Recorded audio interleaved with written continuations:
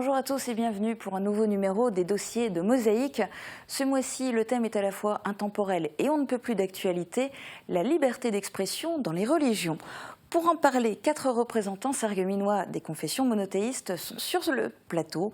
Ils vous donneront leur avis dans un instant, juste après la météo. Avec l'agglo, plus belle la vie. 7,6% des accidents du quotidien ont pour origine l'activité domestique. Assurance accident de la vie, la sécurité par tous les temps. Bonjour tout le monde, pour demain on continue avec des sensations hivernales. Le ciel couvert occasionne des pluies passagères en matinée qui se renforceront en soirée. Faites attention également sur les routes, il risque d'y avoir un peu de neige dans les endroits les plus en hauteur. Côté température, le thermomètre est au plus bas avec des maximales qui sont proches des records de froid pour une mi-octobre. Les minimales iront de 1 à 3 degrés, les maximales de 3 à 6 degrés seulement. Demain, jeudi 15 octobre, nous fêtons les Thérèse et les Aurélie. Le soleil nous accompagnera de 7h48 à 18h40. Et comme tous les mercredis, place à notre séquence pleine d'insouciance lorsqu'on laisse la parole aux enfants. Bonne journée à tous, à demain.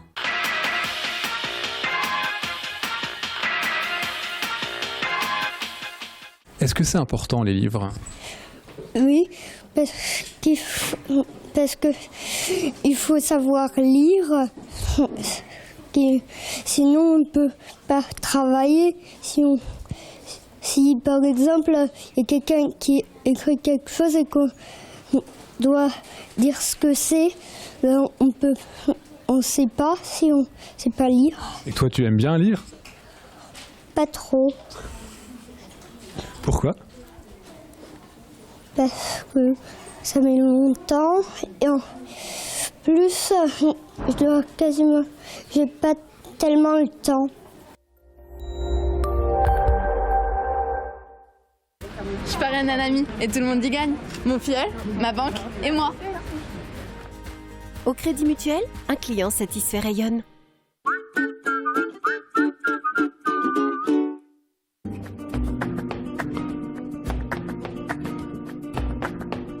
Manolo Punto livre dans son spectacle flamenco 3x2 Uno, à travers la danse flamenca, sa vision de la vie à la fois intense, profonde, délicate, bestiale, joyeuse et mélancolique.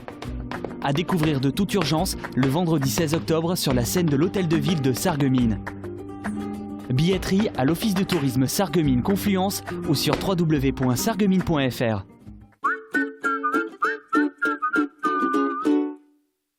180 professionnels pour votre maintien à domicile. AVS. Notre métier, vous accompagner.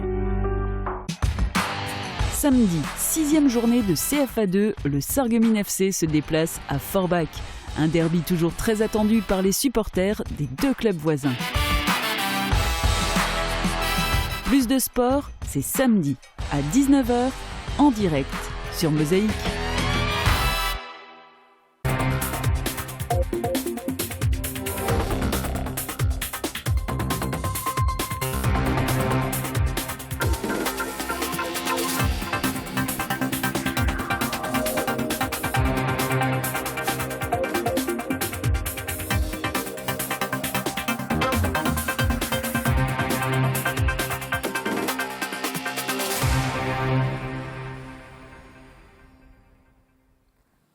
La liberté d'expression dans les religions, vaste débat auquel ont accepté de participer Jean-Luc Jost, archiprêtre, Mohamed Mansri, imam, Conrad Mor, pasteur et Ariel Wertenschlag, rabbin. Bonjour et merci beaucoup à tous les 4 d'être là aujourd'hui, d'autant que ce n'est pas si courant de vous voir réunis. L'initiative est belle. Et je le souligne, elle vient de vous. Tout a commencé en fait suite à une réflexion que vous avez menée en commun après les attentats de janvier, donc à Charlie Hebdo et l'Hypercacher. Des projets sont nés de votre rapprochement, on va en parler dans cette émission. Je voudrais qu'on commence par le décor. En décor dans le grand écran qui est sur ce plateau, on a choisi, alors ironie de l'histoire, vous me direz, une caricature. Elle date déjà d'il y a 3 ans, mais elle est particulièrement d'actualité aujourd'hui. Et vous pouvez d'ailleurs la commenter si vous le souhaitez, puisque vous en êtes un exemple. C'est pas que vous vous disputiez avant, mais de trait d'union. Oui, si vous permettez, je commencerai en disant que je trouve c'est rigolo parce que ça nous montre que nous avons des âges différents et que nous pouvons toujours et encore apprendre à vivre mieux ensemble. Et puis bon, les âges ne sont pas tout à fait à jour puisqu'elles datent d'il y a 3 ans. Pour entrer dans le vif du sujet, je voudrais d'abord que vous répondiez chacun à cette question. Si vous en aviez eu la possibilité, auriez-vous interdit, auriez-vous empêché la publication des caricatures de Mahomet ? Alors, l'interdiction, je me permets de commencer, l'interdiction n'est jamais une très bonne chose. Si j'en avais eu la possibilité, j'en aurais discuté. Je pense que interdire, c'est d'entrée de jeu limiter cette liberté d'expression. Et la liberté d'expression est nécessaire pour créer la paix ou pour la maintenir. L'islam est totalement pour la liberté d'expression, mais une liberté d'expression qui va de pair avec la sagesse. Si j'en avais eu la possibilité, bien plus que de l'interdire, j'aurais fait réfléchir les auteurs de cette caricature au but qu'ils avaient en faisant cette caricature, et je les aurais fait réfléchir aux conséquences que ça aurait pu avoir pour peut-être en arriver à véhiculer ce message de la liberté d'expression, par un autre moyen, un moyen qui aurait peut-être été plus sage que de faire une caricature qui a été insultante pour 1,7 milliard de personnes. Et donc, on connaît les conséquences. Alors qu'il s'agisse des caricatures de Mahomet, comme ça a été le cas plusieurs fois, mais aussi de manière générale de caricatures de toutes les religions, puisque aucune n'a été épargnée. Vous, Monsieur Jost, qu'est-ce que vous auriez fait ? Il y a 2 choses. Il y a la tradition française où la caricature a toute sa place. Et depuis la Troisième République et même avant, il y a toujours eu l'outil de la caricature qui est de pointer quelquefois des excès et des dérives. Et en même temps, il y a la dérision.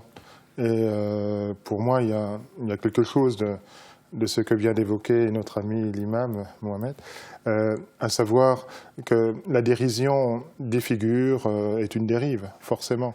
Alors comment tenir compte à la fois de cet outil qui est quand même un trait d'humour dit une idée forte et ça passe tout de suite, et en même temps de jouer sur le respect et prendre en compte la réception de ce qui est donné. Alors est-ce qu'on est responsable de la réception de ce qui est donné ? Et c'est une véritable question.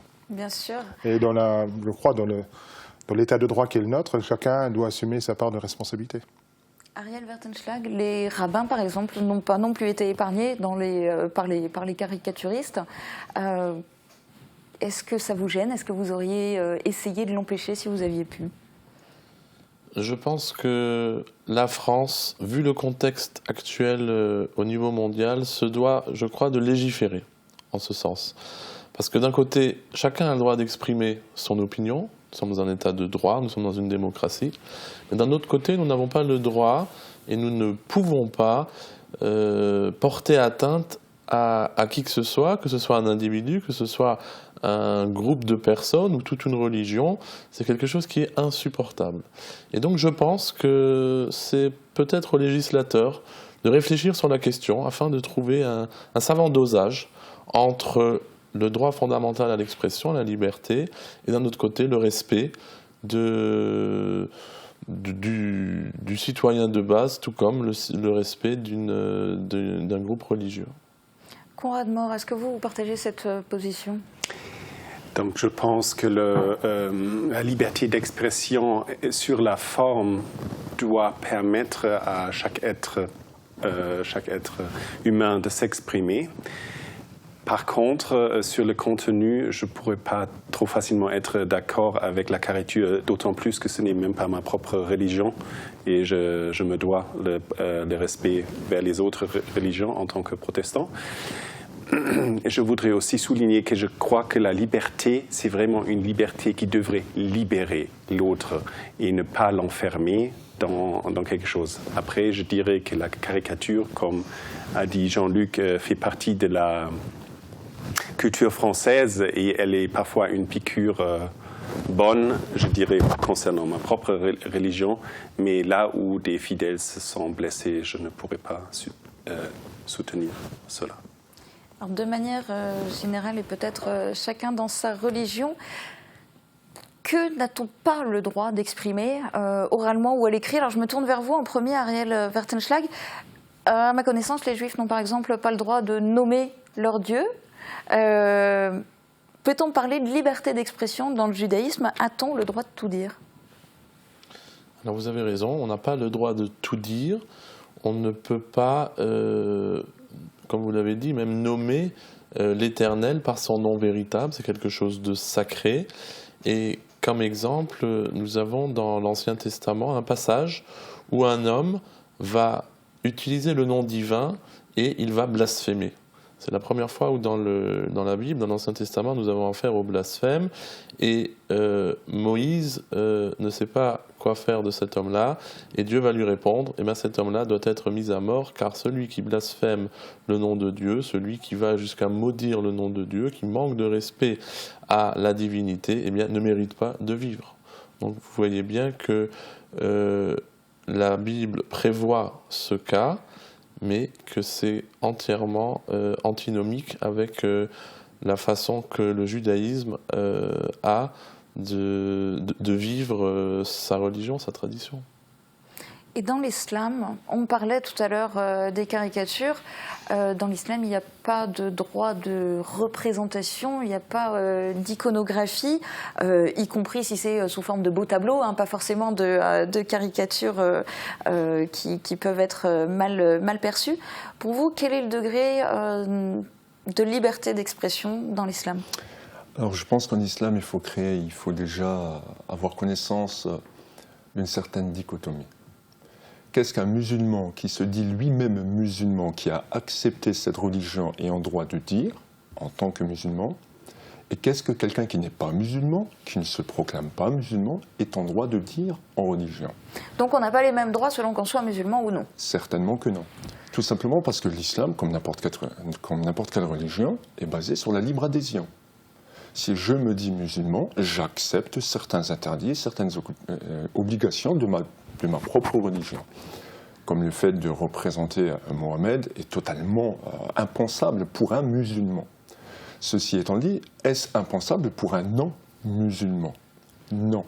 Tout simplement parce que lui-même ne s'est pas prétendu musulman. Il n'a pas adhéré à cette religion. Et donc, il y a un principe de base en islam qui dit pas de contrainte en religion, vous avez votre religion et j'ai la mienne.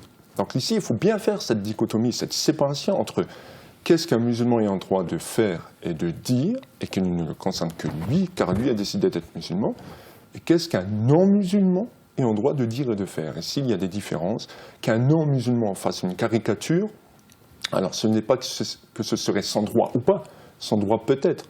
Ici, les musulmans, le monde musulman, n'a pas réagi par rapport à Charlie Hebdo, par exemple, au fait de dire « avait-il eu le droit » Des caricatures du prophète ont déjà existé de par le passé. N'ont pas très bien été accueillies, mais ont déjà existé sans donner lieu à des catastrophes telles qui a été celle du mois de janvier.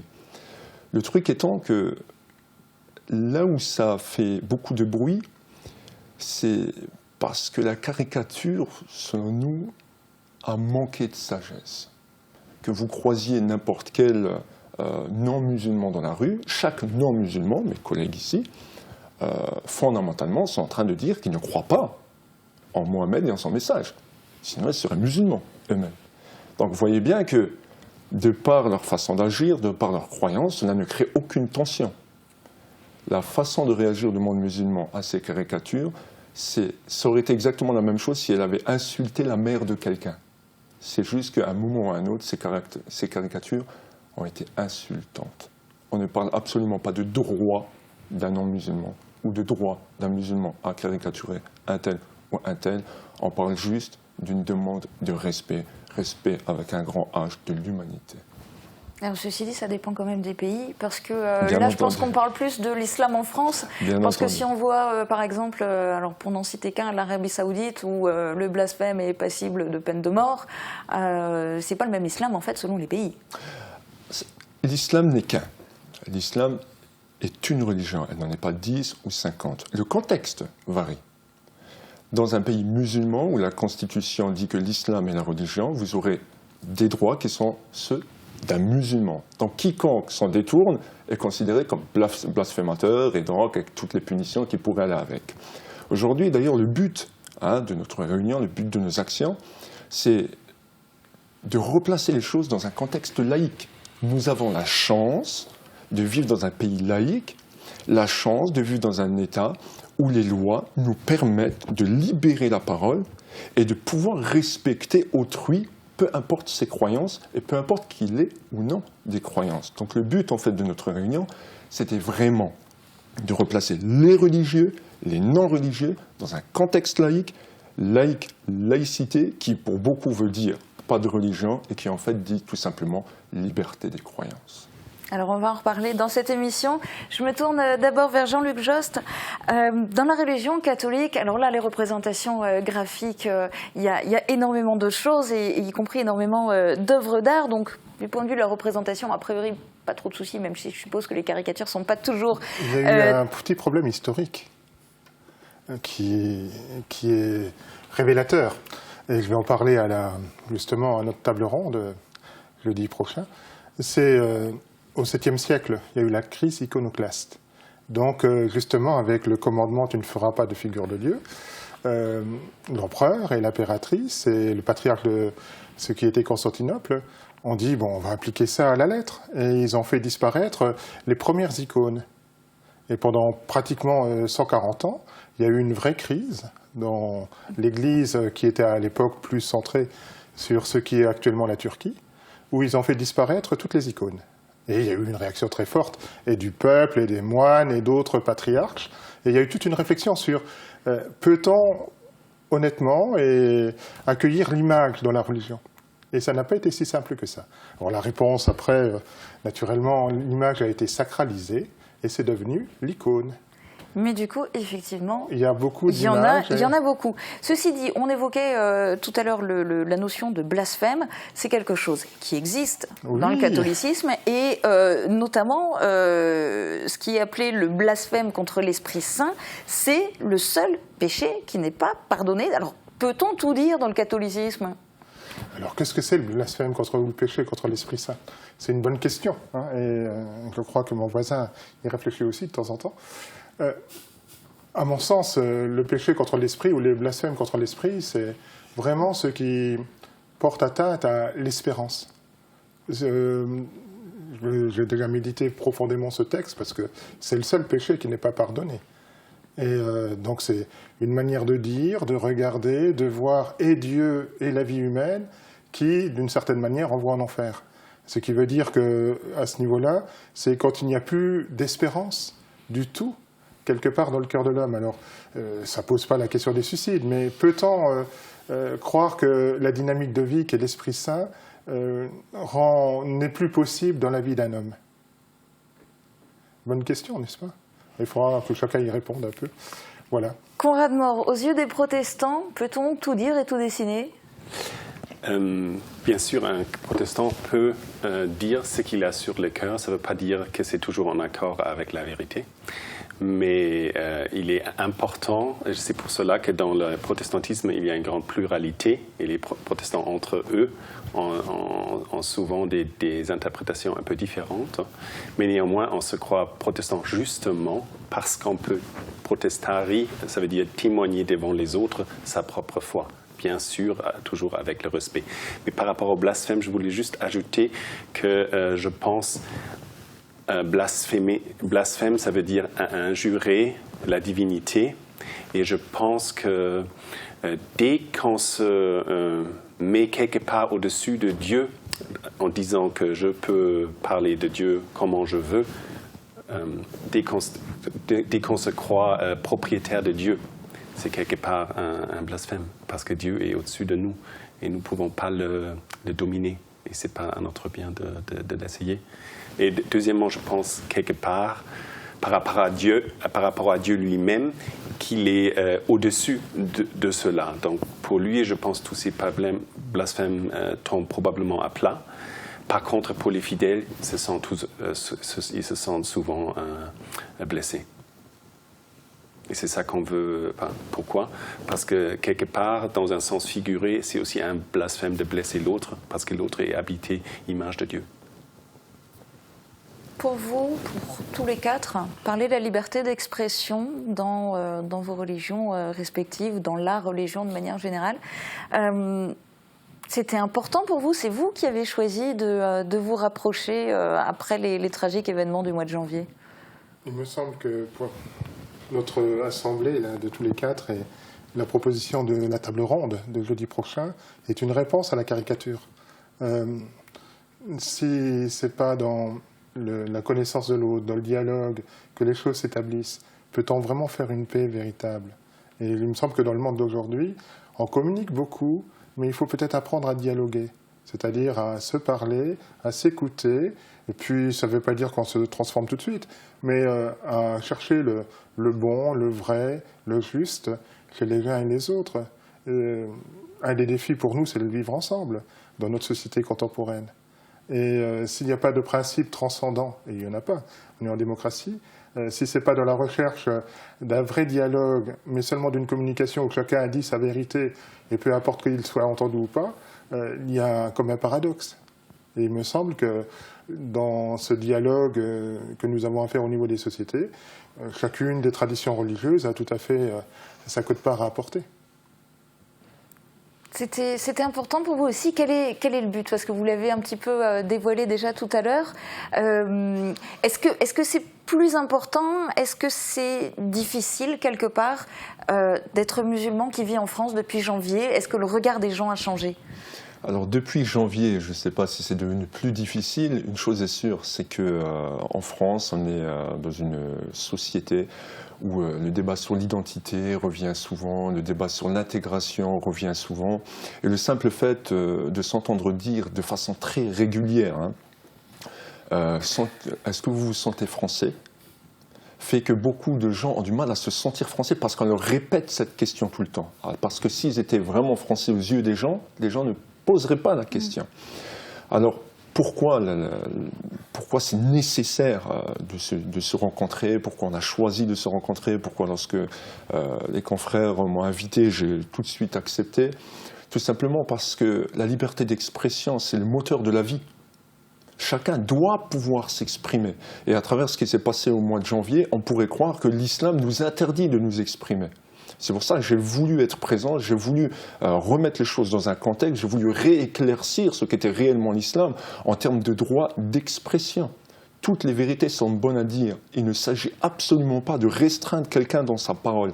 Il s'agit juste, comme pour véhiculer un message important, de se demander comment vais-je le véhiculer pour que ce message soit véhiculé. Parce que des fois, il est des vérités très importantes qui doivent être dites, mais qui, parce qu'elles sont mal dites, ne seront pas entendues. Donc c'est cet appel que je lance à l'ensemble des communautés. Dites ce que vous voulez, aux croyants et aux non-croyants. Dites ce que vous voulez, atteignez le but que vous voulez, dans le bien entendu. Essayez de faire des efforts pour atteindre ce que vous voulez, pour lancer la vérité que vous voulez. Mais comme disait mon prophète, avant de lancer la flèche de la vérité, trempe d'abord la pointe dans du miel. Parce que si c'est pour blesser la personne avant même que la totalité du message ne lui arrive, il est sûr que les personnes vont se braquer. Les peuples se braquent, les communautés se braquent et les problèmes en profitent parce que c'est un terrain propice à ce qui se propage. Un grand but de notre réunion à travers les derniers mois, mais aussi avec tout le monde, et de, comme l'a dit Jean-Luc déjà, de mieux se connaître et de se rendre compte que nous connaissons très peu. Nous nous connaissons très peu.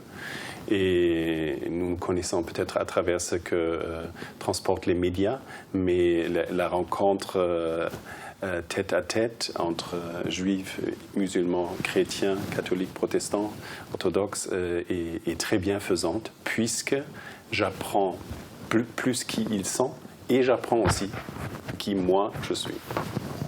Vous apprenez qui vous êtes? Oui. Grâce à la rencontre, je ne peux pas, sans dialogue, je ne peux pas vraiment savoir qui je suis. Hein. Je ne suis pas un monolithe refermé sur moi-même, mais en fait, je deviens moi-même quand je suis dans la rencontre avec les autres, je crois. Ariel Wertenschlag, le fait de vous retrouver ensemble tous les quatre, de décider de mener des actions, des réflexions communes, est-ce que pour vous en tant que rabbin, ça prend aussi une dimension particulière liée aux circonstances, liée au climat d'insécurité qui s'est mis à régner pour la communauté juive en France? Bien sûr, c'est fondamental pour nous. Je suis persuadé que ce genre d'initiative va pouvoir favoriser la coexistence pacifique entre les différentes communautés, donc ici évidemment à Sarreguemines. Et bien sûr, modestement, nous allons tenter d'apporter notre pierre à l'édifice. Et bien entendu, on aimerait qu'au niveau français, dans les grandes villes, également ce climat de cohésion, d'entente cordiale, d'échange, de rencontres, puisse aboutir à une meilleure connaissance les uns des autres, parce que je crois que c'est ce qui manque dans nos grandes villes françaises. On ne connaît pas l'autre, on s'en méfie, on a entendu dire, on a vu à la télé, on a vu dans différents médias, on a vu sur Internet. Et je crois que si on ne va pas à la source, si on n'écoute pas les dirigeants spirituels de chaque religion expliquer, transmettre des valeurs, eh bien on ne peut pas se faire une idée juste de qui est l'autre. Et dans nos traditions, nous disons, le Talmud nous dit que avant de juger l'autre, réfléchis si tu es à sa place. Tant qu'on n'est pas à la place de l'autre, on ne peut pas le juger. Et pour être à sa place, il faut d'abord avoir une connaissance, avoir une idée de ce qu'une communauté véhicule, reflète, et quelles sont les aspirations d'une communauté. Et je pense que la connaissance est la clé du vivre ensemble. C'est pour moi fondamental. C'est pour ça que j'ai énormément d'espoir dans cette rencontre de la semaine prochaine. Et j'espère que le public sera largement présent et qui nous fera honneur, et nous essaierons de lui faire honneur en tentant d'établir un dialogue et de répondre aux questions. Est-ce que ça a été difficile à mettre en place? Est-ce que ça a été compliqué? Alors à la fois parce que vous ne vous connaissiez pas forcément entre vous au départ, aussi parce que ça n'existe pas partout, c'est pas si répandu que ça en fait de faire des actions communes. Ça existe, mais pas partout. Quelles ont été les difficultés que vous avez eues à surmonter? Excusez-moi de vous couper. Il y avait déjà une tradition à Sarreguemines de rencontres de table commune qui existait il y a une dizaine d'années. Et qui s'était arrêtée. Qui s'était arrêtée, oui, pour différents motifs. Ensuite, il y avait pas mal d'actions communes entre protestants et catholiques. Et là, il y a une vieille tradition bien établie, que ce soit dans les couples, que ce soit par les actions que nous menons de part et d'autre. Les catholiques sont souvent présents chez nos frères protestants et réciproquement. Et puis, il nous a semblé important d'ouvrir l'œcuménisme à la présence des autres religions et de voir un peu quelles paroles nous pourrions avoir ensemble, mais avec chacun avec sa propre personnalité et sa propre tradition. Alors du coup, la première action, c'est la semaine prochaine, jeudi soir à 20h, au Casino des Faïenceries. Vous allez être tous les quatre sur scène pour une table ronde qui a pour thème exact « Sommes-nous Charlie ? La liberté d'expression et la transmission de la foi dans les traditions religieuses différentes ». En résumé, quel est le message que vous voulez faire passer la semaine prochaine ? Oui, que tout le monde apprenne que dans chaque religion, il y a beaucoup de joie et un trésor de paix, mais aussi que nous sommes libres de dire ce que nous croyons. Un des messages, c'est pour vivre ensemble, il faut bâtir ensemble. Et le fait de poser des actes est aussi important que le fait de parler. Je pense tout simplement qu'il faut que tout le monde comprenne qu'il faut respecter les différences et que c'est dans le respect des différences que se construit l'unité. Je pense que la jeune génération doit comprendre que c'est du dialogue, du respect mutuel que pourra jaillir une société meilleure.